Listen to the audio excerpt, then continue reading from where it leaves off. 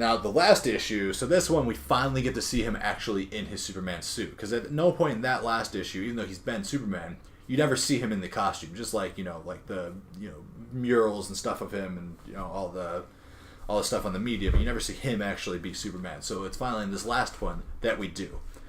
And this one starts, he's on the subway and he's making his way to work. And he's texting Jimmy because Jimmy still is a photographer for the planet. Like, he still works next to Lois Lane, even though he tried to do that other museum stuff. And he's like, yeah, Lois is gone again when I woke up this morning. He's like, dude, you can't be bummed out every time that she, is gone before you wake up. And he's like, yeah, but last night I told her that I loved her, and I don't think that went over well. And he's like, just give her time. Maybe she'll come around. You never know. Whatever. And he's like, oh, crap, I gotta go. And he's like, Jimmy, what's wrong? Like, there's an explosion downtown. So Clark obviously goes. And he gets there, and he finds a building, like, half demolished. And there's a man in a flying motorcycle. Oh, God. It is Lobo. And he's like, why did you do this? Like, what? Destroy this building? Like, someone paid me to. Like, who would do that? Like, some Thanagarian trying to send a message about some deserter? That does not come back, but you know exactly what I'm talking about. Fucking... That's how Lobo shows up all the time, though. It's other people's shit, and then Lobo's just there. Yeah, so he's asking Lobo asks him, like, so what are you, like, a king here? Like, you look like a human, you speak their dialect, but humans can't fly, so what are you? He's like, no, I protect these people. It's like, who, these dead people that I just killed? You protect dead people? No, like, I protect...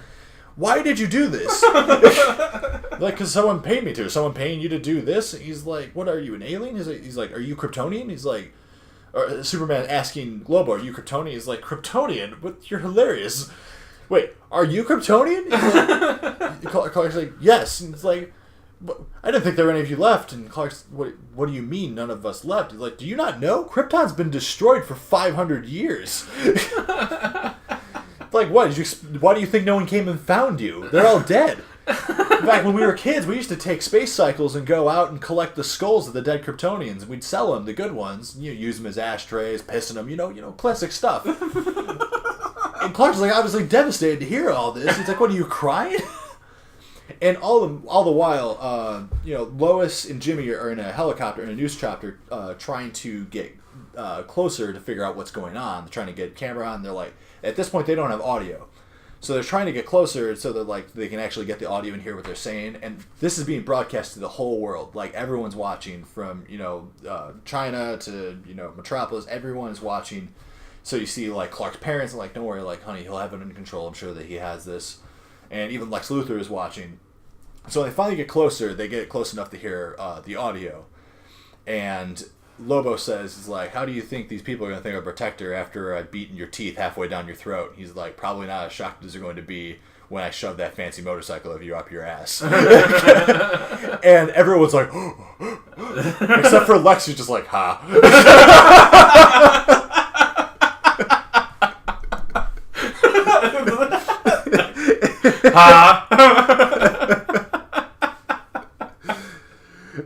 It's so funny. Because the whole world's watching, and they're just like, that's the first thing that we've ever seen Superman actually say on TV.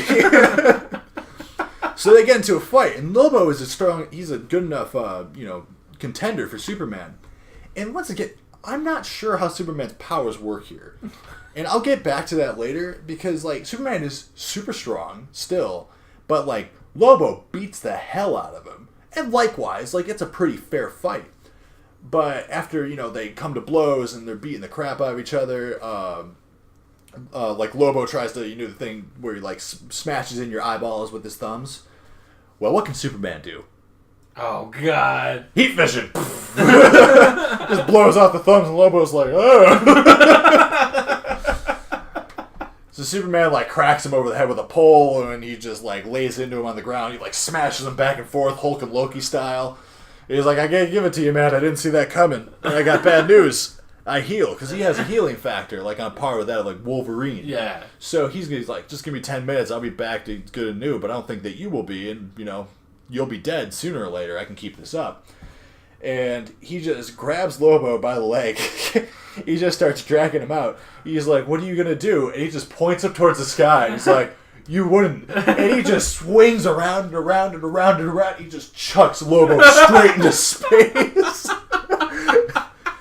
And Martha and Jonathan are just like, he just chucked him into space.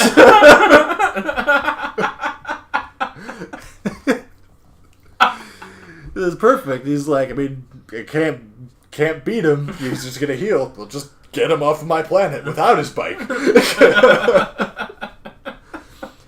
But after that, Clark's pretty beaten and bloody. Like, he is not okay. So what he apparently did is he dressed back as Clark Kent and just like went and hid in the rubble and waited for someone to find him and bring him to a hospital, which raises a lot of questions to me because he can take a bullet. So no one obviously in the hospital was able to get like an IV into this man. Yeah, no, they always show how they need like special kryptonite scalpels and stuff when they gotta work on it. So Clark can't just go into a hospital as Clark Kent. He'd like have people be like, oh yeah, no, you just like, they're like, oh yeah, he's got like a swollen brain, and, you know, he must have suffered a concussion, got caught in the rubble and all of that. I'm like, as someone with medical training, I know that there's a lot of things they would have noticed is not right about this man. And an unconscious person, you will almost always start an IV on. But he doesn't have one, so I don't know. Whatever. The story is almost done here. So he's unconscious, and his parents are like waiting outside and out in the waiting room. But when he wakes up, Lois is there. And he's like, Lois, what are you doing here? I thought you'd be out, you know, making sure you report on the story of the century on Superman. And she's like, I don't give a crap about Superman. Like, I had to see you. That's all I knew. I knew that I had to see you. And she's like, he's like, but this is like the story of the century. Like, this is what you would need to do. This is like your thing. And she's like, no, but why were you out there? Why did you try to get that close to the fight? And Clark tells Lois, he's like, I was trying to be like you. You're the bravest person I ever met. And that's exactly what you were doing. You were right there in the fight trying to get the story. And she's like, you know what I was thinking the entire time that I was up in that helicopter close to that fight? I was terrified that I was going to die. And all I could think about was the words that you said to me this morning. And I didn't get to say anything back to you. And she's like, I love you. There, I said it. You can stop texting Jimmy. He just tells me anything that you tell him anyway. Attaboy, Jimmy! So she lays down with Clark in the hospital bed, and she just looks at him and she's like, oh, Clark, what happens now? And that's it. That's how it ends. Just like that. Like, because that's how, like, it all finally starts. That's great. I love it. That was awesome. Yeah, it's really cool. It's a really, really neat story, and it's really fun. And to see, you know, like, it's kind of rewarding to not see him be Superman until, like, the very end. You get to see, like, that whole journey of how he starts. Because we know everything really that happens after that. Yeah. About him going on. Well, and it's cool because you get to see that initial relationship with Lex Luthor and Lois Lane, and you even get to see that bit of Jimmy, and you get to see those first encounters with Batman. That's really cool.